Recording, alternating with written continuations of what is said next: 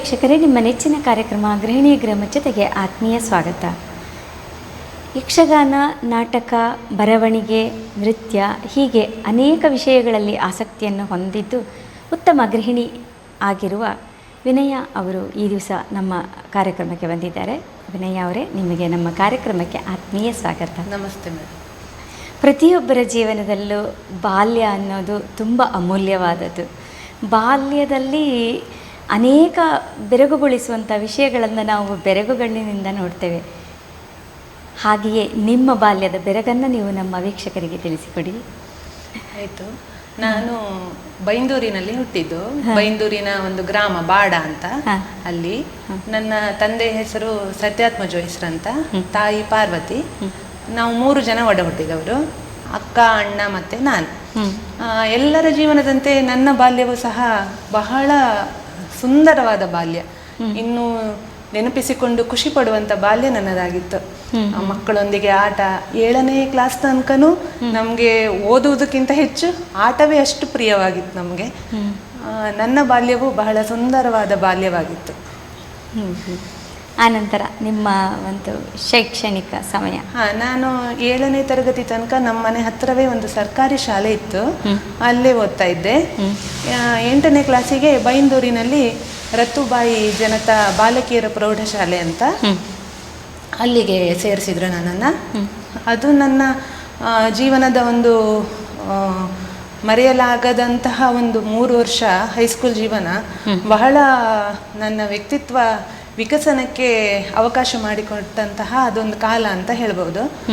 ನಂತರ ಮತ್ತೆ ಕಾಲೇಜು ಬೈಂದೂರಿನ ಸರ್ಕಾರಿ ಪ್ರಥಮ ದರ್ಜೆ ಕಾಲೇಜು, ಮತ್ತು ಪದವಿ ಪೂರ್ವ ಶಿಕ್ಷಣ ಬೈಂದೂರಿನ ಜೂನಿಯರ್ ಕಾಲೇಜು ಇಲ್ಲೇ ಆಯಿತು. ಡಿಗ್ರಿ ಕಂಪ್ಲೀಟ್ ಮಾಡಿದ್ದೆ ಅಷ್ಟೇ. ನನ್ನ ಹೈಸ್ಕೂಲ್ ಜೀವನದಲ್ಲಿ ಅಂದರೆ ಅಲ್ಲಿ ಯಕ್ಷಗಾನ, ನಾಟಕ ಎಲ್ಲವನ್ನು ನಮ್ಮ ಆ ಪ್ರತಿಭೆಯ ಅನಾವರಣಕ್ಕೆ ಒಳ್ಳೆಯ ಅವಕಾಶ ಇದ್ದಿತ್ತು ನಮಗೆ.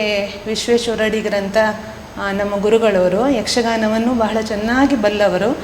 ಅವರಿಂದ ನನಗೆ ಅಲ್ಲಿ ಯಕ್ಷಗಾನ ಕಲೀಲಿಕ್ಕೆ ಸಾಧ್ಯ ಆಯಿತು. ಹಾಗಾಗಿ ನಮ್ಮ ವಾರ್ಷಿಕೋತ್ಸವದಲ್ಲಿ ಪ್ರತಿ ವರ್ಷ ಯಕ್ಷಗಾನ ಇರ್ತಿತ್ತು. ನಾವು ಸರ್ ಮಾರ್ಗದರ್ಶನದಲ್ಲಿ ಯಕ್ಷಗಾನವನ್ನು 3 ಮತ್ತು ಗಣೇಶ ಚತುರ್ಥಿಯ ಸಂದರ್ಭದಲ್ಲಿ ಹೊರಗಡೆಯೂ ಮಾಡುವಂಥ ಅವಕಾಶ ನಮಗೆ ಸಿಗ್ತಿತ್ತು. ಕರೀತಾ ಇದ್ರು ನಮ್ಮ ಮಕ್ಕಳನ್ನು. ಹಾಗಾಗಿ ಬಹಳ ಸಂತೋಷದ ದಿನಗಳದು ಹೈಸ್ಕೂಲಿನ ದಿನಗಳು.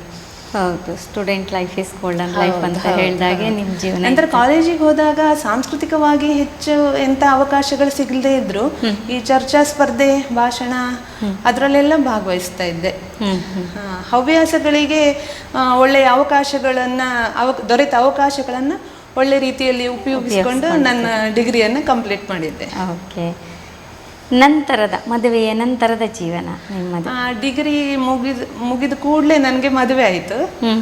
ಮದುವೆ ಆದ ನಂತರ ನಿಮಗೆ ಗೊತ್ತಲ್ಲ, ಸಾಂಸಾರಿಕ ಜವಾಬ್ದಾರಿಯಲ್ಲಿ ನನ್ನ ಆಸಕ್ತಿಯನ್ನು ಅಭಿವೃದ್ಧಿಪಡಿಸಿಕೊಳ್ಳಿಕ್ಕೆ ಅಂಥ ಅವಕಾಶಗಳೇನು ಸಿಗಲಿಲ್ಲ ನನಗೆ.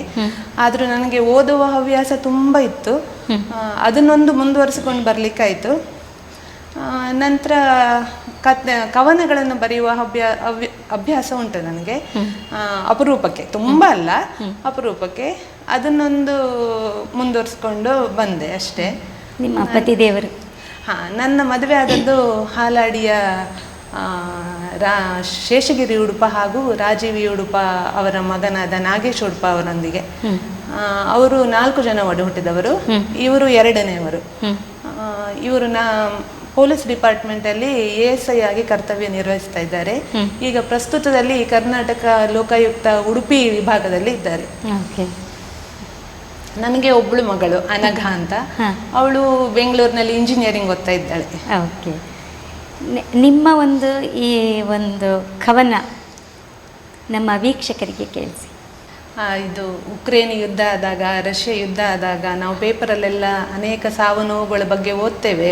ಮತ್ತು ಈ ದರೋಡೆ, ಕೊಲೆ ಮಾಡುವುದು, ಅದನ್ನೆಲ್ಲ ಓದಿದಾಗ ಮನಸ್ಸಿನಲ್ಲಿ ಅನಿಸ್ತದೆ, ಹಬ್ಬ ಮನುಷ್ಯನಲ್ಲಿ ಹಾಗಾದರೆ ಮನುಷ್ಯತ್ವವೇ ನಾಶ ಆಗಿದೆಯಾ ಅಂತ ಅನ್ನಿಸಿದಾಗ ನಾನು ಬರೆದಂಥ ಒಂದು 4 ಸಾಲುಗಳು. ಅಂತಃಕರಣದ ಹೊರತೆ ಬತ್ತಿ ಹೋಗಿದೆ ಇಂದು, ಇಲ್ಲೀಗ ಹಿಂಸೆ ಕ್ರೌರದ್ದೆ ಕಾರ್ಯಭಾರ. ಅಂತಃಕರಣದ ಹೊರತೆ ಬತ್ತಿ ಹೋಗಿದೆ ಇಂದು, ಇಲ್ಲೀಗ ಹಿಂಸೆ ಕ್ರೌರದ್ದೆ ಕಾರುಬಾರು. ಪ್ರೀತಿ ಸ್ನೇಹಗಳಂತೂ ಕಳೆದುಕೊಂಡಿವೆ ಅರ್ಥ, ಈಗಿಲ್ಲಿ ದ್ವೇಷ ದಳ್ಳುರಿಗಳದೆ ರಾಜ್ಯಭಾರ. ಪ್ರೀತಿ ಸ್ನೇಹಗಳಂತೂ ಕಳೆದುಕೊಂಡಿವೆ ಅರ್ಥ, ಈಗಿಲ್ಲಿ ದ್ವೇಷ ದಳ್ಳುರಿಗಳದೆ ರಾಜ್ಯಭಾರ. ಸತ್ತ ಶವಗಳ ಮೇಲೆ ಭವ್ಯ ಭವನವ ಕಟ್ಟಿ ಏನ ಸಾಧಿಸ ಹೊರಟಿಹೇ ಮನುಜ ನೀನು. ಸತ್ತ ಶವಗಳ ಮೇಲೆ ಭವ್ಯ ಭವನವ ಕಟ್ಟಿ ಏನ ಸಾಧಿಸ ಹೊರಟಿಹೇ ಮನುಜ ನೀನು. ನಿನ್ನ ನಾಶಕ್ಕೆ ನೀನೆ ಮುನ್ನುಡಿಯ ಬರೆದಿರುವೆ, ಅರಿತುಕೋ ಸತ್ಯವನು ಅಂತ್ಯವಾಗುವ ಮುನ್ನ. ನಿನ್ನ ನಾಶಕ್ಕೆ ನೀನೆ ಮುನ್ನುಡಿಯ ಬರೆದಿರುವೆ, ಅರಿತುಕೋ ಸತ್ಯವನು ಅಂತ್ಯವಾಗುವ ಮುನ್ನ. ಯಾರಿಗೆ ಯಾರುಂಟು ಎರವಿನ ಸಂಸಾರ, ನೀರ ಮೇಲಿನ ಗುಳ್ಳೆ ನಿಜವಲ್ಲ ಹರಿಯೇ ಅಂತ ದಾಸರು ಹೇಳಿದರು. ಈಗ ಇದ್ದವರು ಇನ್ನೊಂದು ಕ್ಷಣಕ್ಕೆ ನಾವು ಇರ್ತೀವಿ ಅನ್ನೋ ನಂಬಿಕೆ ನಮಗಿಲ್ಲ. ಆದರೂ ಕೂಡ ನಮ್ಮ ಒಂದು ಹೌದು ಈ ರಾಗದ್ವೇಷಗಳಿದಾವಲ್ಲ, ಇದನ್ನು ಬಿಡಲಿಕ್ಕೆ ಯಾರೂ ರೆಡಿ ಇಲ್ಲ. ಹಾಗೆಯೇ ಹಣ ಒಟ್ಟುಗೂಡಿಸುವ ಒಂದು ದಾಹವೂ ಕೂಡ, ಅದು ಕೆಲವರಿಗಂತೂ ಅದು ಎಷ್ಟಂತ ಹೇಳಲಿಕ್ಕಾಗೋದಿಲ್ಲ. ತಮಗೆ, ತಮ್ಮ ಮಕ್ಕಳಿಗೆ, ತಮ್ಮ ಮೊಮ್ಮಕ್ಕಳಿಗೆ, ಮರಿ ಮಕ್ಕಳಿಗೆ ಕೂಡಿಡುವಂಥ ಸ್ವಭಾವ. ಅದರ ಬದಲು ಪ್ರಸ್ತುತ ಘಟ್ಟದಲ್ಲಿ ಜನರಿಗೆ ಏನೆಲ್ಲ ಅವಶ್ಯಕತೆ ಇದೆ ಅದನ್ನು ಯಾರಿಗೆ ಏನು ಬೇಕೋ ಅದನ್ನು ಕೊಟ್ಟರೆ ಮಾತ್ರ ಅದು ಸಾರ್ಥಕ ಅಂತ ನಾನು ಅಂದ್ಕೊಳ್ಳೋದು. ಆ ನಿಟ್ಟಿನಲ್ಲಿ ನಿಮ್ಮ ಕವನ ಒಂದು ಜಾಗೃತಿ ಮೂಡಿಸುವಂಥದ್ದು. ಬಟ್ ಈಗಿನ ಕಾಲಘಟ್ಟದಲ್ಲಿ ಏನು ಹೇಳ್ಬೋದು ಅಂದರೆ, ಎಲ್ಲರಿಗೂ ಎಲ್ಲ ವಿಷಯವೂ ಗೊತ್ತಿಲ್ಲದೆ ಇರುವಂಥ ವಿಷಯ ಯಾವುದೂ ಇಲ್ಲ, ಆದರೆ ಅಳವಡಿಸ್ಕೊಳ್ಳೋದಿಲ್ಲ ಯಾರು. ನೀವು ಅದನ್ನು ಗಮನಿಸಿದಿರ? ಅಂದರೆ ಮನುಷ್ಯನಲ್ಲಿ ಪ್ರೀತಿ ಅಂತಃಕರುಣೆಗಿಂತ ದ್ವೇಷ, ದಾಹ, ವ್ಯಾಮೋಹ, ಅತಿಯಾದ ವ್ಯಾಮೋಹ ಅದೇ ಹೆಚ್ಚಾದ ಕಾರಣದಿಂದಾಗಿ ಇದೆಲ್ಲ ಅರ್ಥ ಕಳೆದುಕೊಂಡು ಅದೇ ಹೆಚ್ಚು ಮೆರಿತಾ ಇದೆ, ಅದೇ ಮೆರಿತಾ ಇದೆ. ಮಾನವೀಯತೆ ಅನ್ನೋದೇ ಮನುಷ್ಯನಲ್ಲಿ ಇಲ್ಲವಾದ ಕಾರಣದಿಂದಾಗಿ ಈ ಯುದ್ಧಗಳು, ಈ ಕೊಲೆ, ಸುಲಿಗೆ, ದರೋಡೆಗಳು ನಡೀತಾ ಇದೆ ಅಂತ ನನ್ನ ಅನಿಸಿಕೆ. ಇದು ಅಹಲ್ಯೆ ಕುರಿತಾಗಿ ಒಂದು ಕವನ ಬರೆದದ್ದು ನಾನು. ಓಕೆ. ಕಲ್ಲಾಗಿ ಇಹೆನೆಂದು ಅನುಕಂಪ ತೋರದಿರಿ, ಇಲ್ಲಿಯೇ ಸುಖವಿಹುದು ಎನಗೆ. ಕಲ್ಲಾಗಿ ಇಹೆನೆಂದು ಅನುಕಂಪ ತೋರದಿರಿ, ಇಲ್ಲಿಯೇ ಸುಖವಿಹುದು ಎನಗೆ. ಭಾವನೆಗಳ ಬಚ್ಚಿಟ್ಟು ಬಯಕೆಗಳ ಅದುಮಿಟ್ಟು ಕನಸುಗಳ ಕಟ್ಟಿಟ್ಟು. ಭಾವನೆಗಳ ಬಚ್ಚಿಟ್ಟು ಬಯಕೆಗಳ ಅದುಮಿಟ್ಟು ಕನಸುಗಳ ಕಟ್ಟಿಟ್ಟು. ಕಲ್ಲಿನ ತೆರದಿ ಬದುಕ ಸವೆಸುವ ಬದಲು ಕಲ್ಲಾಗಿಯೇ ಇದ್ದು ನೆಮ್ಮದಿಯ ಕಂಡಿಹೆನು. ಕಲ್ಲಿನ ತೆರದಿ ಬದುಕ ಸವೆಸುವ ಬದಲು ಕಲ್ಲಾಗಿಯೇ ಇದ್ದು ನೆಮ್ಮದಿಯ ಕಂಡಿಹೆನು. ಇದೊಂದು ಹೊಸ ದೃಷ್ಟಿಕೋನ ನಿಮ್ಮದು. ನಿಜವಾಗ್ಲೂ ಕೆಲವೊಮ್ಮೆ ಹಾಗೆ ಅನಿಸ್ತದೆ ಹೆಣ್ಣಿಗೆ. ಅಹಲ್ಯೆ ಅಂತ ಹೇಳಿದರೆ ಅವಳು ತನ್ನ ಅಷ್ಟು ಆಸೆಗಳನ್ನು, ಅಂದರೆ ಅವಳು ಮದುವೆ ಆಗಿ ಇಷ್ಟಪಟ್ಟದ್ದು ಇಂದ್ರನನ್ನಾದರೂ ಮದುವೆ ಆಗಿ ಹೋದದ್ದು ಮಹರ್ಷಿಗಳನ್ನ. ಅವರ ಬದುಕನ್ನಂದ್ರೆ ಫುಲ್ಲು ಎಂತ ಅವರ ಮನಸ್ಸನ್ನು ನಿಯಂತ್ರಣದಲ್ಲಿ ಹತೋಟಿಯಲ್ಲಿ ಇಟ್ಕೊಂಡು. ಬಟ್ ಇವಳು ಸನ್ಯಾಸಿನಿ ಆಗ್ಲಿಲ್ಲ, ಆದ್ರೂ ಅಷ್ಟು ಭಾವನೆಗಳನ್ನ ಅದುಮಿಟ್ಟು ಅವಳು ಬದುಕಿದಾಗ ಅವಳಿಗೆ ನನ್ನ ಅನಿಸಿಕೆ ಅದು, ಕಲ್ಲಿನಲ್ಲೇ ಅವಳು ಸುಖ ಕಂಡಿರಬಹುದು. ಜೀವ ಇದ್ದು ಕಲ್ಲಾಗಿ ಬದುಕುವುದಕ್ಕಿಂತ ಕಲ್ಲಿನಲ್ಲೇ ಅವಳು ಸುಖವನ್ನು ಕಂಡಿರಬಹುದು. DVG ಅವರು ಕೂಡ ಹೇಳಿದ್ರಲ್ಲ, ಹುಲ್ಲಾಗು ಬೆಟ್ಟದಡಿ ಮನೆಗೆ ಮಲ್ಲಿಗೆಯಾಗು, ಕಲ್ಲಾಗು ಕಷ್ಟಗಳ ಮಳೆಯೇ ಡಿಸಿರಿಯೇ. ಅಂದರೆ ನಮಗೆ ಕಷ್ಟಗಳು ಬಂದಾಗ ಅಥವಾ ನಮ್ಮ ಒಂದು ಭಾವನೆಗಳನ್ನು ಹತೋಟಿಯಲ್ಲಿ ಇಟ್ಕೊಳ್ಬೇಕಾದಾಗ ನಾವು ಕಲ್ಲಾಗಬೇಕು ಅಂತ, ಆಲ್ರೆಡಿ ಅವಳು ಕಲ್ಲಾಗಿಯೇ ಆ ಸುಖವನ್ನು ಕಂಡಿದ್ದಾಳೆ ಅನ್ನೋ ನಿಮ್ಮ ದೃಷ್ಟಿಕೋನ ನಿಜವಾಗ್ಲೂ ತುಂಬ ಚೆಂದ ಇದೆ. ಹಾಗೆಯೇ ಈಗ ಹೆಣ್ಣು ಮಕ್ಕಳಿಗೆ ಅದು ಅನಿವಾರ್ಯ ಕೂಡ. ಮದುವೆ ಆದ ನಂತರ ಅವ್ರದ್ದು ಮೊದಲನೇ ಜೀವನ ಹೇಗೆ ಇದ್ದರೂ ಮದುವೆಯ ನಂತರದಲ್ಲಿ ಅವರು ಆ ಕುಟುಂಬಕ್ಕೆ ಹೊಂದಿಕೊಂಡು ಹೋಗೋದು ಅದು ಒಂದು ಪದ್ಧತಿ, ಮತ್ತು ಅದೊಂದು ಒಳ್ಳೆಯ ಕ್ರಮ ಕೂಡ. ಅದು ಅನಿವಾರ್ಯ ಆಗಿರ್ತದೆ ಹೆಣ್ಣಿಗೆ. ಯಾಕಂದರೆ ಮದುವೆ ಅಂತ ಆದ್ರ ಮೇಲೆ ಮಕ್ಕಳು, ಸಂಸಾರ, ಮನೆಯಲ್ಲಿ ಹಿರಿಯರ ಜವಾಬ್ದಾರಿ ಎಲ್ಲ ಇರ್ತದೆ. ಅದನ್ನು ನಿಭಾಯಿಸಿಕೊಂಡು ಹೊರಗಡೆ ಮಾಡುವಂತಹ ಇದಿದ್ದವ್ರು ಇದ್ದಾರೆ, ಇಲ್ಲ ಅಂತಿಲ್ಲ. ಕೆಲವರಿಗೆ ಅದು ಸಾಧ್ಯ ಆಗುವುದಿಲ್ಲ. ಆಗ ಇದಕ್ಕೆ ಹೆಚ್ಚು ಪ್ರಾಮುಖ್ಯತೆಯನ್ನು ಮಹಿಳೆ ಕೊಡಬೇಕಾಗ್ತದೆ. ಇಲ್ಲ ಅಂದ್ರೆ ಸಂಸಾರದಲ್ಲಿ ನೆಮ್ಮದಿ ಇರುವುದಿಲ್ಲಲ್ಲ. ಅದಕ್ಕೆ ನೀವೇ ಒಂದು ಉತ್ತಮ ಉದಾಹರಣೆ. ನೀವು ನಿಮ್ಮ ಎಲ್ಲ ಆಸಕ್ತಿಗಳನ್ನ ಅದಿಮಿಟ್ಟುಕೊಂಡು ನಿಮ್ಮ ಸಂಸಾರಕ್ಕೆ ಮೊದಲ ಆದ್ಯತೆಯನ್ನು ನೀವು ನೀಡಿದ್ದೀರಿ. ಇತ್ತೀಚೆಗೆ ನೀವು ಯಕ್ಷಗಾನ ಮತ್ತು ಈಗ ನಿಮ್ಮ ಮಗಳ ವಿದ್ಯಾಭ್ಯಾಸ ಒಂದು ನಾನು ಇಂಜಿನಿಯರಿಂಗ್ ಕಲೀಲಿಕ್ಕೆ ಮನೆಯಿಂದ ಹೋಗಿದ್ದಾಳೆ. ಹೊರಗೆ ಹೆಜ್ಜೆ ಇಟ್ಟು ಒಂದು ಮಹಿಳಾ ಸಂಘವನ್ನ ಸೇರಿ ಎಲ್ಲ ಆದದ್ದು ನಾನು ಈಗ ನನ್ನ ಮಗಳು ವಿದ್ಯಾಭ್ಯಾಸಕ್ಕೆ ಅಂತ ಬೆಂಗಳೂರಿಗೆ ಹೋದಾಗ, ಅಂದ್ರೆ ಅವಳು ಚಿಕ್ಕಂದಿನಿಂದ ಇರುವಾಗ ಅವಳಿಗೆ ಸ್ವಲ್ಪ ಅಂದ್ರೆ ಶೀತ ಪ್ರಕೃತಿಯವಳು, ಅವಳಿಗೆ ಪದೇ ಪದೇ ಶೀತ ಆಗೋದು, ಜ್ವರ ಬರುದು ಹಾಗೆಲ್ಲ ಆಗ್ತಿತ್ತು. ಅವಳನ್ನ ಬಿಟ್ಟು ನನಗೆ ಎಲ್ಲೂ ಹೋಗ್ಲಿಕ್ಕೂ ಆಗ್ತಿರ್ಲಿಲ್ಲ.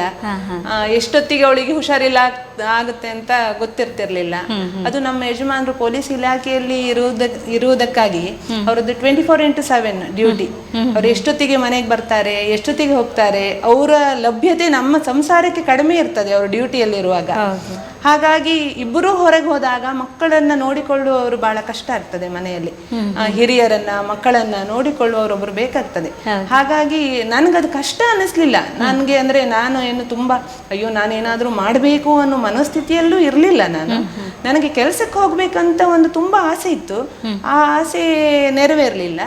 ಬಟ್ ಇದು ಸಾಂಸ್ಕೃತಿಕವಾಗಿ ಮುನ್ನಡೆಬೇಕಂತ ಮೊದಲು ಇದ್ದ ಆಸೆಯನ್ನ ನಾನು ಅಲ್ಲಿಗೆ ಬಿಟ್ಟೆ. ಸಂಸಾರದಲ್ಲಿ ಮುಳುಗಿ ಹೋದ್ರಿಂದ ಅದು ಯಾವುದು ನನ್ಗಾಗ ಅಷ್ಟು ಆಲೋಚನೆಯೂ ಸಹ ಮಾಡಿರ್ಲಿಲ್ಲ ನಾನು. ನನ್ನ ಮಗಳು ಕಲೀಲಿಕ್ಕೆ ಹೋದಾಗ ತುಂಬಾ ಮನೆಯಲ್ಲಿ ಒಂಥರ ಏಕಾಂತ ಭಾವನೆ ಆಗ್ಲಿಕ್ಕೆ ಶುರು ಆಯ್ತು ನನಗೆ. ಆಗ ನಮ್ಮ ಮನೆಯ ಪಕ್ಕವೇ ಭಾರತಿ ಮಯ್ಯ ಅಂತ ಇದ್ದಾರೆ, ಭಾರತಿ ವಿಷ್ಣುಮೂರ್ತಿ ಮಯ್ಯ. ಅವರು BSNL ಉದ್ಯೋಗಿ ಆಗಿದ್ರು, ಈಗ ನಿವೃತ್ತಿಯಾಗಿದ್ದಾರೆ. ಅವರು ಸ್ನೇಹಕೂಟ ಅಂತ ಒಂದು ಸಂಸ್ಥೆಯನ್ನ ಕಟ್ಟಿ ಬಹಳ ಒಳ್ಳೆ ರೀತಿಯಲ್ಲಿ ನಡೆಸ್ಕೊಂಡು ಹೋಗ್ತಾ ಇದ್ದಾರೆ. ಅವರು ನಾನು ಮಣೂರಿಗೆ ಬಂದು ನೆಲೆ ನಿಂತ ಮೇಲೆ ನನ್ನನ್ನ ಅವರು ಆಹ್ವಾನಿಸಿದ್ರು, ನನ್ನ ಸಂಘಕ್ಕೆ ಬಂದು ಸೇರು, ನಿನಗೊಂದು ಟೈಮ್ ಪಾಸ್ ಆಗ್ತದೆ ಅಂತ. ಆಗ ನಾನು ಅದನ್ನ ಅಷ್ಟು ಸೀರಿಯಸ್ ಆಗಿ ತೆಗೆದುಕೊಂಡಿರ್ಲಿಲ್ಲ. ನನ್ನ ಮಗಳು ಹೋದ್ಮೇಲೆ ಬೆಂಗಳೂರಿಗೆ ನನಗೆ ನಾನು ಅಲ್ಲಿಗೆ ಹೋಗೋದು ಒಳ್ಳೇದು, ಯಾಕಂದ್ರೆ ಒಂಥರ ಅಂದ್ರೆ ಆ ಖಾಲಿ ವಾತಾವರಣವನ್ನು ತುಂಬಿಸ್ಕೊಳ್ಳಿಕ್ಕೆ ಒಂದು ಅವಕಾಶ ಸಿಗ್ತದೆ ಅಂತ. ಮತ್ತೆ ಪುನಃ ಭಾರತೀಯಕ್ಕ ನನ್ನನ್ನು ಕರೆದ್ರು, ಬಾ ಸೇರು ನಮ್ಮ ಇದಕ್ಕೆ ಅಂತ. ಹಾಗಾಗಿ ನಂಗೆ ಒಂದು ಆ ಸ್ನೇಹಕೂಟಕ್ಕೆ ಸೇರಿದ ಮೇಲೆ ಹಲವಾರು ಜನರ ಪರಿಚಯ ಆಗಿ ಏನೋ ಒಂದು ನನ್ನಲ್ಲಿರುವ ಒಂದು ಸಣ್ಣದೊಂದು ಆಸೆ, ಅಂದ್ರೆ ಒಂದು ಕವನ ವಾಚನ ಆಗಿರ್ಬೋದು, ಅಥವಾ ನೃತ್ಯ ಮಾಡುವಂಥದ್ದಾಗಿರ್ಬೋದು, ಒಂದು ನಾಟಕ ಪ್ರಹಸನ ಮಾಡಿರುವಂಥದ್ದು, ಅದಕ್ಕೆಲ್ಲ ನಂಗೆ ಅವಕಾಶ ಸಿಗ್ತಾ ಹೋಯ್ತು. ಹಾಗಾಗಿ ಅದೇ ನನ್ನ ಮೊದಲು ನನ್ನ ಮನಸ್ಸಿನಲ್ಲಿದ್ದ ಆಸೆಗೆ ಈಗ ಒಂದು ವೇದಿಕೆ ಸಿಕ್ಕಿದೆ.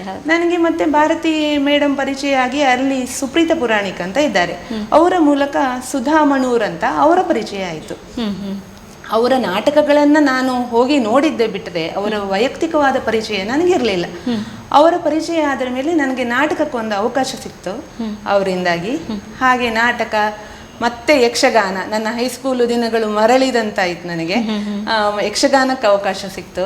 ಹಾಗೆ ಈಗ ಒಂದು 2 ವರ್ಷದಲ್ಲಿ ನಾಟಕ, ಯಕ್ಷಗಾನ, ನೃತ್ಯ ಹೀಗೆ ನನ್ನ ಬಿಡುವಿನ ಸಮಯವನ್ನ ಇದರಲ್ಲಿ ತೊಡಗಿಸಿಕೊಳ್ಳಿಕ್ಕೆ ನಂಗೆ ಸಾಧ್ಯವಾಯಿತು. ಓಕೆ, ನೀವು ಅಭಿನಯಿಸಿದಂಥ ನಾಟಕಗಳ ಹೆಸರು ನಿಮಗೆ ನೆನಪಿದ್ರೆ ಒಂದೆರಡು ಹೇಳ್ಬೋದಾ? ನಾಟಕ ನಾನು ಯಶೋಧರ ಅಂತ ಒಂದು ನಾಟಕದಲ್ಲಿ ಅಭಿನಯಿಸಿದ್ದೇನೆ.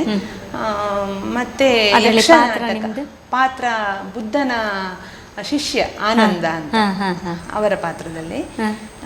ಮತ್ತೆ ಒಂದು ಯಕ್ಷ ನಾಟಕ ಮಾಡಿದ್ರು ಮೇಡಮ್ಮ, ಕನ್ಯಾಂತರಂಗ ಅಂತ, ಅದು ಅಹಲ್ಯದೆ ಕತೆ. ಅದರಲ್ಲಿ ಗೌತಮ ಮಹರ್ಷಿಯ ಪಾತ್ರವನ್ನು ಮಾಡಿದ್ದೆ. ಮತ್ತೆ ಯಕ್ಷಗಾನದಲ್ಲಿ ಜಾಂಬವತಿ ಕಲ್ಯಾಣದಲ್ಲಿ ಸತ್ರಾರ್ಜಿತ, ಮತ್ತೆ ಕದಂಬ ಕೌಶಿಕೆಯಲ್ಲಿ ಮಂತ್ರಿ ಸುಗ್ರೀವ, ಇದು ರಾಣಿ ಅಪ್ರಮೇಯಿ ಅಂತ, ಅದರಲ್ಲಿ ಹಂಸಧ್ವಜ ಪಾತ್ರ, ಸುಧನ್ವನ ಅಪ್ಪನ ಪಾತ್ರವನ್ನ ಮಾಡಿದ್ದೇನೆ. ಈಗ ನಾಡಿದ್ದು ಒಂದು 31 ಉಂಟು ಯಕ್ಷಗಾನ, ಅದೇ ಹಂಸಧ್ವಜ ಪಾತ್ರವೇ. ಓಕೆ, ಹಾಗೆ ಈಗ ಅಂದರೆ ನೀವು ನಿಮ್ಮ ಹೈಸ್ಕೂಲಿನಲ್ಲಿ ನೆರವೇರಿಸಿದಂಥ ನಿಮ್ಮ ಕಲಾಸಕ್ತಿಯನ್ನು ಈಗ ಮತ್ತೆ ಅದಕ್ಕೆ ನೀರೆರೆದು ಪೋಷಿಸ್ಕೊಂಡು ಬರ್ತಾ ಇದ್ದೀರಿ.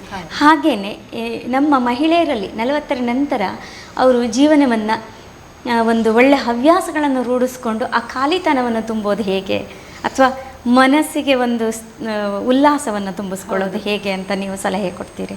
ಸಲಹೆ ಅಂದರೆ ಅದೇ ನನ್ನ ಜೀವನವನ್ನೇ ಉದಾಹರಣೆಯಾಗಿಟ್ಟುಕೊಂಡ್ರೆ ಮುಖ್ಯವಾಗಿ 40ರ ಹಂತದಲ್ಲಿ 40ರ ನಂತರ ಮಕ್ಕಳೆಲ್ಲ ದೊಡ್ಡವರಾಗಿ ಅವರವರ ಜೀವನವನ್ನ ನೋಡಿಕೊಳ್ಳುವಂತಹ ಸಮಯ, ಪ್ರಬುದ್ಧರಾಗಿ ಕೇವಲ ಸಂಸಾರಕ್ಕಾಗಿ ಜೀವನವನ್ನ ಮುಡಿಪಾಗಿದ್ದಂತಹ ಮಹಿಳೆಗೆ ಆಗ ಮೆನೋಪಾಸ್ ಟೈಮು ಹತ್ರ ಬರುವಂತಹ ಸಮಯ, ಮಕ್ಕಳು ದೊಡ್ಡವರಾಗಿ ಅವರವರ ಕಾರ್ಯವನ್ನು ನಿರ್ವಹಿಸಿಕೊಳ್ಳುವಂತಹ ಸಮಯ.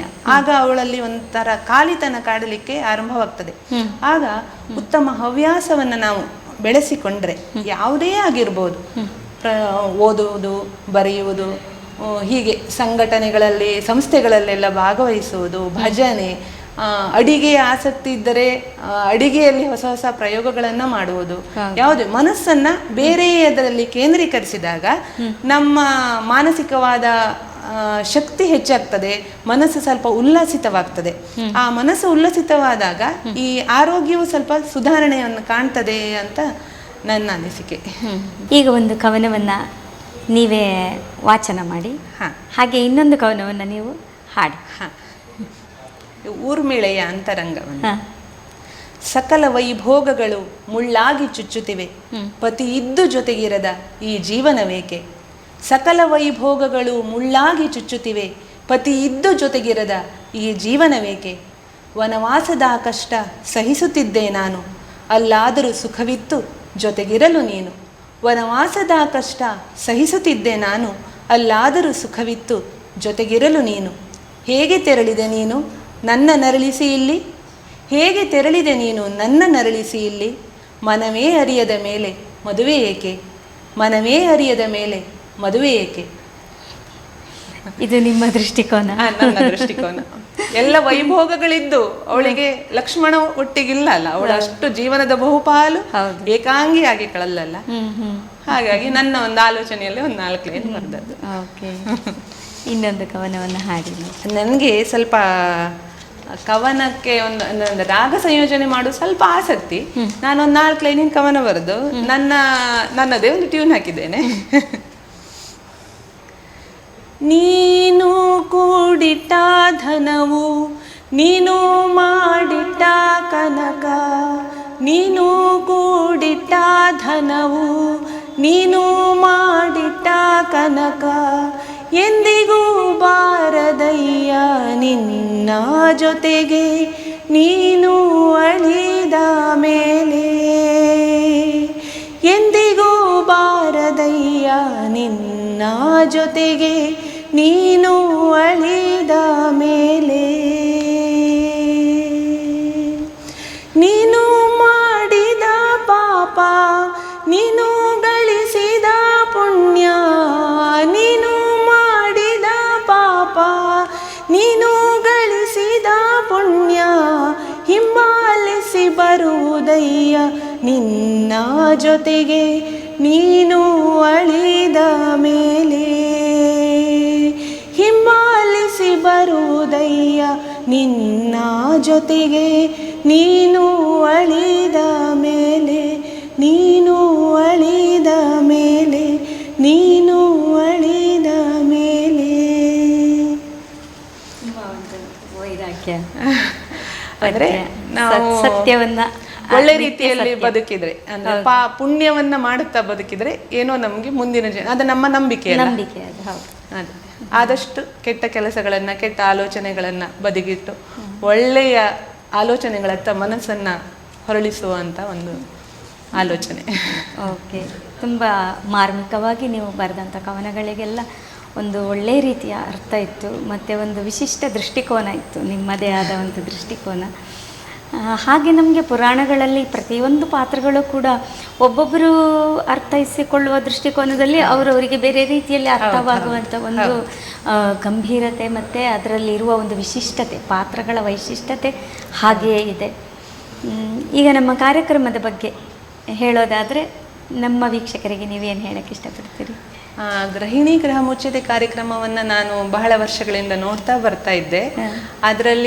ಇದರಲ್ಲಿ ಭಾಗವಹಿಸುವಂಥ ಅವಕಾಶ ನನಗೆ ಸಿಗ್ತದೆ ಅಂತ ಒಂದು ಚಿಕ್ಕ ಕಲ್ಪನೆಯನ್ನು ಕೂಡ ನಾನು ಮಾಡಿರಲಿಲ್ಲ. ಆದರೆ ಅದು ಇವತ್ತು ಸಾಧ್ಯವಾಯಿತು ಅಂತ ಅಂದರೆ ಅದು ನನ್ನ ಸೌಭಾಗ್ಯ ಅಂತ ನಾನು ಭಾವಿಸ್ತೇನೆ. ಇದಕ್ಕೆ ಅವಕಾಶ ಮಾಡಿಕೊಟ್ಟ ನಿಮಗೆ ಮತ್ತು ಉಡುಪಿ ಚಾನೆಲ್ನವರಿಗೆ ನಾನು ಎಷ್ಟು ಧನ್ಯವಾದ ಹೇಳಿದರೂ ಸಾಕಾಗಲಿಕ್ಕಿಲ್ಲ. ಕಾರ್ಯಕ್ರಮ ತುಂಬ ಚೆನ್ನಾಗಿ ಬರ್ತಾ ಇದೆ. ನಾನೆಲ್ಲ ಸಾಧಾರಣವಾಗಿ ಎಲ್ಲ ಎಪಿಸೋಡ್ಗಳನ್ನು ನೋಡ್ತೇನೆ. ಅಂದರೆ ಟಿ ವಿಯಲ್ಲಿ ನಮಗೆ ಸಮಯ ಸರಿಯಾಗಿ ಗೊತ್ತಿರೋದಿಲ್ಲ, ಆದರೆ ಯೂಟ್ಯೂಬಲ್ಲಿ ಸಿಗ್ತದಲ್ಲ, ಅದರಲ್ಲೆಲ್ಲ ನೋಡ್ತಾ ಬರ್ತಾ ಇದ್ದೆ. ಅದೇ ಅಂತಹ ಒಂದು ಕಾರ್ಯಕ್ರಮದಲ್ಲಿ ನಾನು ಇವತ್ತು ಭಾಗವಹಿಸಿದ್ದೇನೆ ಅಂದರೆ ಅದು ನನ್ನ ಅದೃಷ್ಟ ಅಂತ ಹೇಳ್ಬೋದು ಮೇಡಮ್. ನಮ್ಮ ಉದ್ದೇಶವೇ ಹಾಗೆ. ಗೃಹಿಣಿ ಎಲೆಮರೆ ಕಾಯಿ ಅಂತಿರುವ ಗೃಹಿಣಿಯರಿಗೆ ಅವರಿಗೆ ಒಂದು ವೇದಿಕೆ ಸಿಗಬೇಕು, ಅವರು ಬೆಳಕಿಗೆ ಬರಬೇಕು. ಅದೇ ನನಗೆ ಅದೇ ಆಶ್ಚರ್ಯ ಆದದ್ದೇ. ಯಾವುದೇ ಒಂದು ಸಾಧನೆಯಲ್ಲಿ ಒಂದು ಸಾಮಾನ್ಯ ಗೃಹಿಣಿಯಾಗಿ ನಾನು ಕಾಲವನ್ನು ದೂಡಿಕೊಂಡು ಬಂದವಳು. ನನಗೆ ಒಂದು ಅವಕಾಶ ಸಿಕ್ಕಿದ್ದು ನನ್ನ ಸೌಭಾಗ್ಯ ಅಲ್ಲದೆ ಮತ್ತೇನು ಇಲ್ಲ. ಈ ಕಾರ್ಯಕ್ರಮಕ್ಕೆ ನಾವು ಕೆಲವರನ್ನು ಕರೆದಾಗ ಅವ್ರು ಹೇಳ್ತಾರೆ ನಾವೇನು ಸಾಧನೆ ಮಾಡಿಲ್ಲ, ನಾವು ಗೃಹಿಣಿಯರು ಅಂತ. ನಾನು ಆವಾಗ ಹೇಳ್ತೇನೆ ಗೃಹಿಣಿಯರಿಗೋಸ್ಕರನೇ ಇರುವಂಥ ಕಾರ್ಯಕ್ರಮ ಅಂತ. ಗೃಹಿಣಿ ಅನ್ನೋ ಪಟ್ಟ ಇದೆಯಲ್ಲ, ಅದನ್ನು ನಿಭಾಯಿಸೋದು ತುಂಬ ಕಷ್ಟ. ಬೇರೆ ಯಾವುದಾದ್ರೂ ನಿಭಾಯಿಸ್ಬೋದು, ಗೃಹಿಣಿ ಪಟ್ಟ ನಿಭಾಯಿಸೋದು ಕಷ್ಟ. ಯಾಕಂತೇಳಿದರೆ ಅಲ್ಲಿ ಒಂದು ಮನೆಯ ಒಂದು ಜವಾಬ್ದಾರಿ. ಈ ನಮ್ಮ ಕಾರ್ಯಕ್ರಮದ ಟೈಟ್ಲ್ ಗೃಹಿಣಿ ಗೃಹ ಮುಚ್ಚತ್, ಗೃಹದಲ್ಲಿ ಉಚ್ಚ ಸ್ಥಾನದಲ್ಲಿ ಇರುವವಳು ಅಂತ ಅರ್ಥ. ಹಾಗಾದ್ರಿಂದ ಆ ಸ್ಥಾನಕ್ಕೆ ಸರಿಯಾಗಿ ಅವಳು ನ್ಯಾಯ ಕೊಡಬೇಕಾದ್ರೆ ತುಂಬಾ ಅವಳ ಶ್ರಮ ಪರಿಶ್ರಮ ಎಲ್ಲ ತುಂಬಾ ಇರ್ತದೆ ಅವಳದ್ದು. ತನ್ನ ವೈಯಕ್ತಿಕ ಆಸೆಗಳನ್ನು ಹುಡುಕಿಕೊಂಡು ಹೊರಟಾಗ ಅಲ್ಲಿ ಗೃಹ ಶಾಂತಿಗೆ ಸ್ವಲ್ಪ ಭಂಗ ಆಗ್ತದೆ. ಹೌದು, ಹಾಗಾಗಿ ತಾಳ್ಮೆ ಬೇಕು, ಹಾಗೆ ತ್ಯಾಗ ಮನೋಭಾವ ಇರಬೇಕು, ಎಲ್ಲರನ್ನು ಸರಿದೂಗಿಸಿಕೊಂಡು ಹೋಗುವಂಥ ಮನೋಭಾವ ಬೇಕು. ಈ ಎಲ್ಲ ಗುಣಗಳ ಗೃಹಿಣಿಯಲ್ಲಿರ್ತದೆ. ಅವರಿಗೆ ಹೊರಗಡೆ ಹೋಗಿ ಮಾಡೋದಕ್ಕೆ ಕೆಲವರಿಗೆ ಅವಕಾಶ ಇರ್ತದೆ, ಕೆಲವರಿಗೆ ಇರೋದಿಲ್ಲ. ಅಂಥವರಿಗೋಸ್ಕರ ಈ ವೇದಿಕೆ ಅಂಥೇಳಿ ನಾವು ಮಾಡಿದ್ದಕ್ಕೆ ನೀವು ಬಂದು ಮಾಡಿದ್ದೀರಿ, ಸಾರ್ಥಕ ಆಯಿತು ಅಂತ ಅನ್ಕೋತೇನೆ. ಮೇಡಮ್, ನನ್ನ ಸೌಭಾಗ್ಯ ಇದು. ವಿನಯ ಅವರೇ, ನಮ್ಮ ಕಾರ್ಯಕ್ರಮಕ್ಕೆ ಬಂದು ನೀವು ನಿಮ್ಮ ಮನದಾಳದ ಮಾತುಗಳನ್ನು ನಮ್ಮ ವೀಕ್ಷಕರೊಂದಿಗೆ ಹಂಚಿಕೊಂಡಿದ್ದೀರಿ. ಹಾಗೆಯೇ ನಿಮ್ಮ ಕಲಾಸಕ್ತಿ ಇನ್ನೂ ಹೀಗೆ ಅದಕ್ಕೆ ನೀರೆರೆದು ಪೋಷಿಸಿಕೊಂಡು ಇನ್ನೂ ಯಶಸ್ವಿಯಾಗಿ ಬೆಳೀಲಿ ಅಂತ ನಾನು ನಮ್ಮ ತಂಡದ ಪರವಾಗಿ ನಿಮಗೆ ಹಾರೈಸ್ತಾ ಇದ್ದೇನೆ. ತುಂಬ ಹೃದಯದ ಧನ್ಯವಾದಗಳು. ಧನ್ಯವಾದಗಳು ಮೇಡಮ್. ವೀಕ್ಷಕರೇ, ಇಂದಿನ ಕಾರ್ಯಕ್ರಮವನ್ನು ಇಲ್ಲಿಗೆ ಮುಗಿಸುತ್ತಿದ್ದೇವೆ. ಮತ್ತೆ ಮುಂದಿನ ಎಪಿಸೋಡಲ್ಲಿ ನಿಮ್ಮನ್ನು ಭೇಟಿಯಾಗಲಿದ್ದೇವೆ. ನಮಸ್ಕಾರ.